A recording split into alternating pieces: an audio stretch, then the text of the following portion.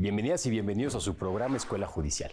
Acompáñenme a platicar con Dulce Milán sobre la forma en que la Corte Interamericana de Derechos Humanos ha contribuido en la protección y realización de los derechos económicos, sociales, culturales y ambientales, mejor conocidos como DESCA. Acompáñenme, comenzamos.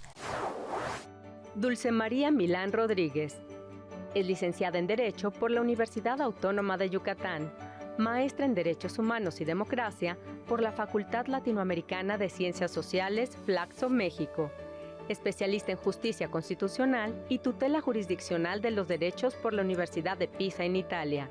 Participó en el Concurso Interamericano de Derechos Humanos, auspiciado por la Corte Interamericana de Derechos Humanos, realizado en la American University, Washington College of Law. Ha prestado sus servicios profesionales en juzgados de distrito, tribunal colegiado y en la Suprema Corte de Justicia de la Nación. Actualmente se desempeña como secretaria técnica de Logística e Infraestructura Física de la Escuela Federal de Formación Judicial. Dulce, muchas gracias por acompañarnos nuevamente y bienvenida a tu programa Escuela Judicial. Al contrario, Francisco, es un gran gusto estar con ustedes y, bueno, sobre todo hablar de este tema tan interesante e importante en estos días. Sin duda alguna, Dulce, si quieres, ¿por qué no comenzamos precisamente diciendo o explicando qué es lo que ha resuelto la Corte Interamericana? ¿Cómo podemos entender a los derechos económicos, sociales, culturales y ambientales, también conocidos como DESCA, desde la jurisprudencia interamericana? Claro que sí, Francisco. Bueno, los DESCA, mejor conocidos como los derechos económicos, sociales, culturales y ambientales, son los derechos humanos relativos a las condiciones sociales y económicas básicas necesarias para una vida en dignidad y en libertad. Esto es muy importante. Y cuando hablamos de los DESCA, entonces hablamos de aquellos derechos relacionados con el lugar de trabajo, la seguridad social, la vida en familia, la participación en la vida cultural, el acceso a la vivienda, o también sobre la alimentación, el agua, la atención a la salud y la educación, por ejemplo. Y, Francisco, me gustaría destacar que hay una lista básica de estos derechos y que es, por ejemplo, los derechos de los trabajadores, el derecho a la seguridad social y a la protección social, la protección de la familia y la asistencia a esta, en fin, así como el derecho a un nivel de vida adecuado, como lo es el derecho a la alimentación, a una vivienda digna y al agua, por ejemplo. De acuerdo. Y es importante destacar que, al igual que ocurre con otros derechos humanos, el reconocimiento de los derechos económicos, sociales, culturales y ambientales, junto con el principio de igualdad y no discriminación, pues da lugar a que la atención se centre en los grupos principalmente más excluidos, discriminados y marginados de la sociedad. Y sobre este mismo, ¿así lo ha resuelto la Corte Interamericana? ¿Qué ha dicho la Corte Interamericana sobre este catálogo de derechos que ahorita nos comentas y que me gustaría resaltar son elementos mínimos para tener una vida en dignidad y en libertad, como muy bien lo decías? Así es, Francisco. Es importante destacar en este punto que lo que ha dicho la jurisprudencia de la Corte Interamericana, pues bueno, nos lleva a un año, digamos que icónico, y es el año de 2017, porque en ese año se da un punto de inflexión pues muy importante entre la forma tradicional de abordar a los derechos sociales, tanto la Comisión Interamericana como la Corte Interamericana. Y es en ese año histórico que la Corte decidió, la sentencia Lagos del Campo versus Perú, que además es un caso emblemático, en donde la Corte Interamericana fincó de manera histórica y por primera vez la responsabilidad internacional a un Estado por la vulneración de sus derechos sociales a partir del estudio del artículo 26 de la Convención Americana y que nada es respecto al desarrollo progresivo. De acuerdo. Y a partir de la decisión de este año, la jurisprudencia tanto de la Corte Interamericana como de la Comisión ha desarrollado el contenido, los supuestos, los alcances y la aplicabilidad de las obligaciones frente a algunos de estos derechos sociales.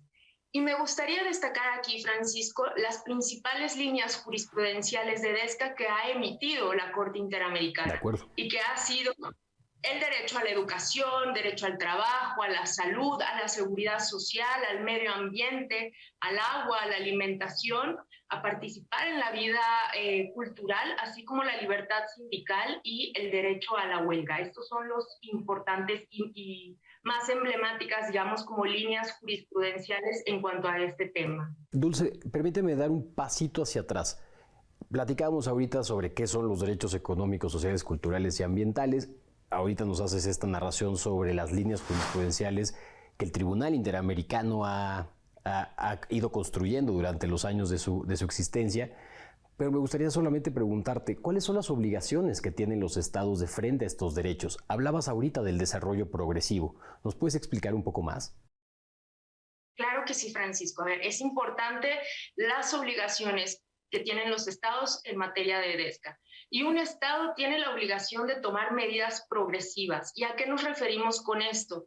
A que con el máximo de sus recursos disponibles logren esta plena realización de los DESCA. En concreto, un estado tiene las siguientes obligaciones y que debemos tener en cuenta, y es respetar los DESCA, que es abstenerse de violarlos, proteger los DESCA, que es impedir que otros los violen, cumplir los DESCA, que es tomar todas las medidas necesarias para hacerlos efectivos, como por ejemplo aprobar legislación, disponer partidas presupuestarias y otros procesos administrativos.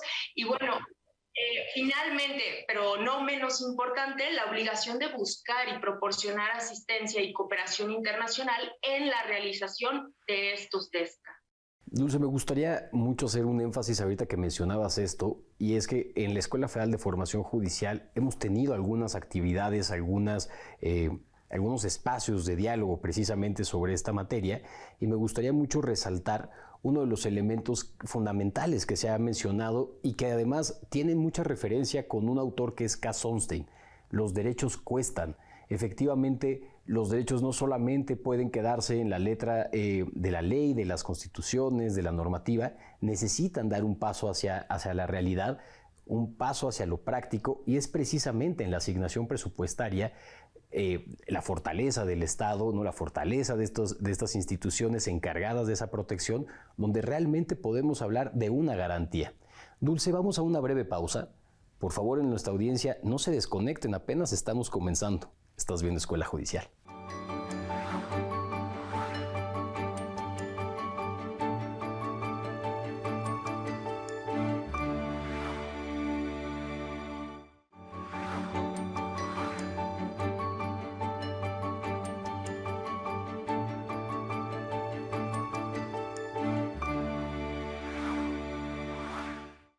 Estamos hablando con Dulce María Milán Rodríguez, secretaria técnica de Logística e Infraestructura Física de la Escuela Federal de Formación Judicial, y estamos hablando sobre los DESCA, la jurisprudencia interamericana en esa materia. Dulce, hace un momento nos platicabas precisamente cuáles son las obligaciones del Estado, las obligaciones tradicionales de respetar, proteger, garantizar, asegurar precisamente que esto funcione, que la letra de la ley se convierta en una realidad factible. Pero me gustaría que pudiéramos descansar un poco en la explicación sobre de qué trata este principio de progresividad y su correlativo de no regresividad. Completamente, Francisco. Esto es importante y bueno, nada, me gustaría también partir de la idea de los principios generales de los derechos humanos, ¿no? Que los recordemos y que son los de universalidad, interdependencia, indivisibilidad y progresividad, ¿no? Que digamos el más importante para el tema de los DESCA.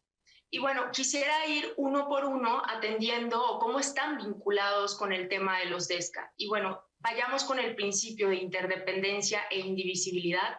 Y bueno, desde el proceso de creación del PIDESC, o sea, del Pacto Internacional de los Derechos Económicos, Sociales y Culturales, la Asamblea General de Naciones Unidas señaló que los derechos económicos, sociales y culturales, pues primero están vinculados entre sí y se condicionan mutuamente. Eso en cuanto a interdependencia e indivisibilidad.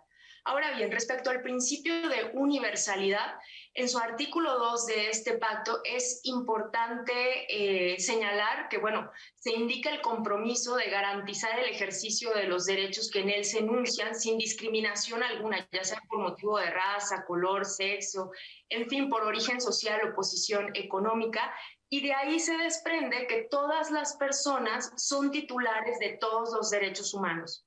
Ahora bien, respecto al principio de progresividad, y que me parece uno de los más importantes en cuanto al desarrollo de los DESCA, pues bueno, se refiere al compromiso de adoptar medidas tanto por separado como mediante la asistencia y la cooperación internacionales, especialmente económicas y técnicas, hasta el máximo de los recursos, señala, de que disponga el Estado para lograr progresivamente por todos los medios apropiados, incluso en particular con la adopción de medidas legislativas, ya lo mencionaba al principio, pues la plena efectividad de los derechos reconocidos. Por supuesto. Y ojo, este principio también se desprende de un deber, y como bien lo mencionabas, Francisco, que es el deber de no regresividad.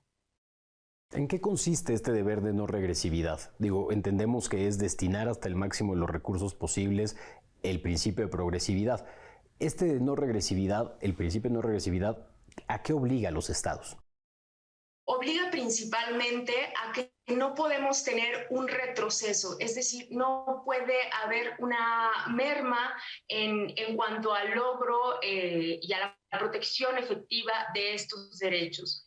Y al respecto, me gustaría destacar que el Comité de Derechos Económicos, Sociales y Culturales de la ONU, en alguna de sus observaciones generales, señaló a qué se refería este deber de no regresividad relacionado con la progresividad efectiva.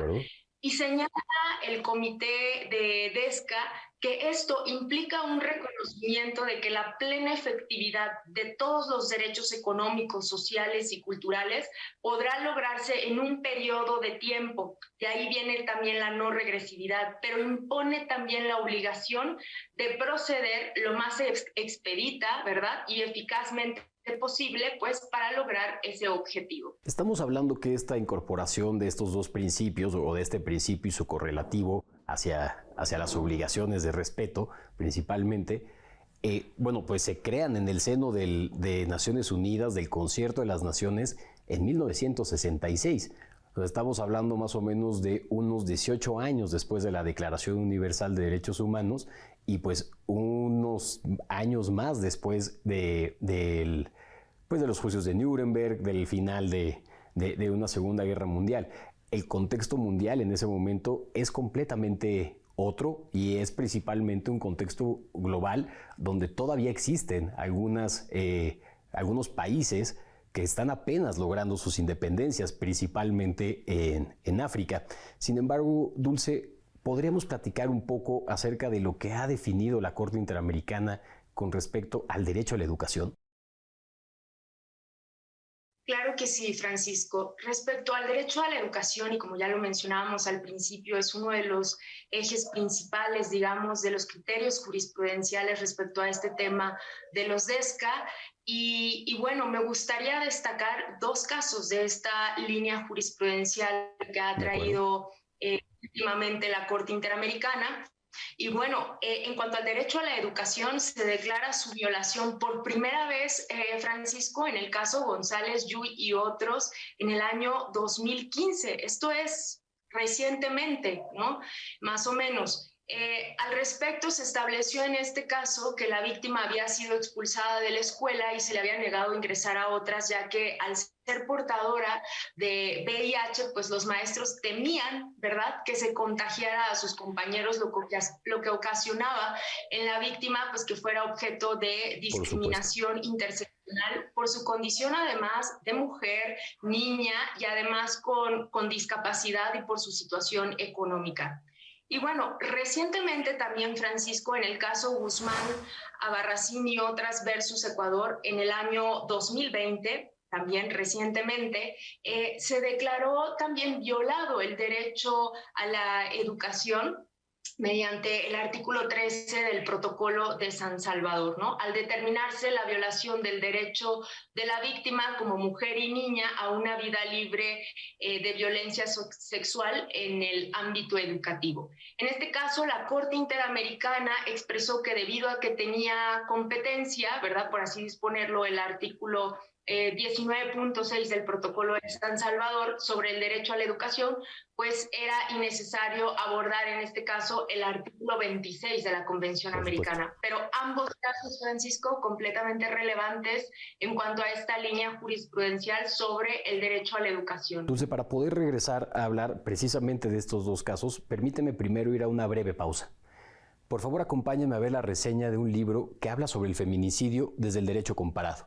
Lo compara con la legislación en la materia de Perú, Chile y México, entre otros países. Esta obra la puedes consultar en la biblioteca de la Escuela Judicial. Regresamos. Feminicidio, análisis crítico desde la doctrina y la jurisprudencia. Obra que presenta un análisis jurídico-doctrinario del tipo penal del feminicidio en Perú y muestra la legislación comparada de Chile, Costa Rica y México, entre otros países. Aborda el concepto del parricidio, la violencia feminicida, las tipologías y la estructura del delito de feminicidio. Desarrolla la clasificación de la violencia, sus tipos y los contextos en que se produce el delito. También incluye casos representativos de feminicidios o intentos de feminicidio en Perú. Si quieres analizar en forma concisa, puntual, dogmática, jurisprudencial y científica el delito de feminicidio, consulta esta obra. Está disponible en la Biblioteca Felipe Tena Ramírez de la Escuela Federal de Formación Judicial.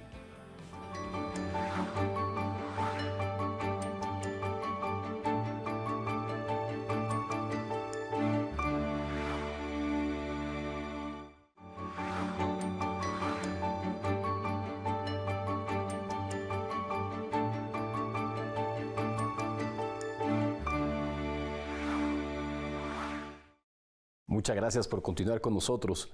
Dulce, hace un momento, precisamente al término del bloque anterior, nos estabas dando la explicación de dos casos fundamentales para poder entender la línea jurisprudencial, al menos en un derecho, que es el derecho a la educación. Sin embargo, ¿cuáles son las medidas de reparación que la Corte Interamericana ha asumido de frente a la violación de este tipo de derechos? Hablo del derecho a la educación, pero también en general de los DESCA. Sí, Francisco. Bueno, el tema de la reparación en general en el ámbito internacional, de responsabilidad internacional más bien, es verdaderamente importante por los alcances que tiene para las víctimas. Y bueno, no es la excepción para este tema que estamos hablando sobre los DESCA. Y nada, me gustaría puntualizar y partir de que en el caso González y otras, que es el caso del campo algodonero versus México, ahí la Corte fue muy enfática en destacar que las reparaciones deben tener una vocación transformadora. Y además me encanta la palabra, Francisco, pero sobre todo el contenido de lo que implica esta palabra y sobre todo en el tema de los DESCA, ¿no? Entonces, se refería a la Corte a esta vocación transformadora de tal forma que las mismas tengan un efecto no solo restitutivo, sino también correctivo, y esto es importante. Y en relación a la violación de los DESCA, podemos encontrar medidas de restitución, de rehabilitación, de compensación, de satisfacción y las clásicas también garantías de no repetición. Y me gustaría nada más mencionar un caso muy rápido, Francisco. Por favor. Por ejemplo, el caso González Yuy y otros versus Ecuador. En el marco de dicha sentencia se declaró que la víctima adquirió el virus VIH como consecuencia directa de acciones y omisiones del Estado en el marco de una inspección, vigilancia y control de la prestación de servicios de salud por parte del Estado. Y en este caso, la Corte consideró pertinente que para que la atención en salud proyecte una vocación reparadora en el caso concreto, era importante que se suministrara a nivel de prevención, tratamiento, atención y apoyo todo lo que requiriera la víctima para la atención de su salud. Y ese es tan solo un ejemplo en cuanto a las reparaciones que ha emitido la Corte Interamericana respecto al tema de los DESCA. Eso nos pone también de relieve, Dulce, no sé tú qué opinas, que precisamente es la planeación estratégica del Estado, la planeación económica del Estado, una de las principales garantías, ya que estos mecanismos de reparación donde se le brinda o se le traslada la responsabilidad prestacional al Estado de cubrir estas necesidades de manera directa, pues sería muchísimo más oneroso y costoso que hacerlo desde una forma de planeación. Esto me da paso a una siguiente pregunta. ¿Cuál es el papel del Poder Judicial de la Federación de frente a las obligaciones que como Estado mexicano tenemos de frente a los DESCA? Me atrevería a decir, Francisco, que uno de los papeles más importantes es el que tiene la judicatura. Y todo radica en una sola palabra, y es el tema de la justiciabilidad de los DESCA y en cómo deben cumplirse también las decisiones en materia de derechos sociales. De acuerdo con la observación general número 3 que tiene por ahí el Comité de los DESCA, entre las medidas apropiadas que deben adoptar los estados para garantizar el disfrute de los derechos reconocidos están pues, las de ofrecer los recursos judiciales y legislativos. Y ahí es donde entra el gran papel que deben de realizar las y los juzgadores. Y bueno, es importante que desde la judicatura se asuma la exigibilidad judicial de los DESCA.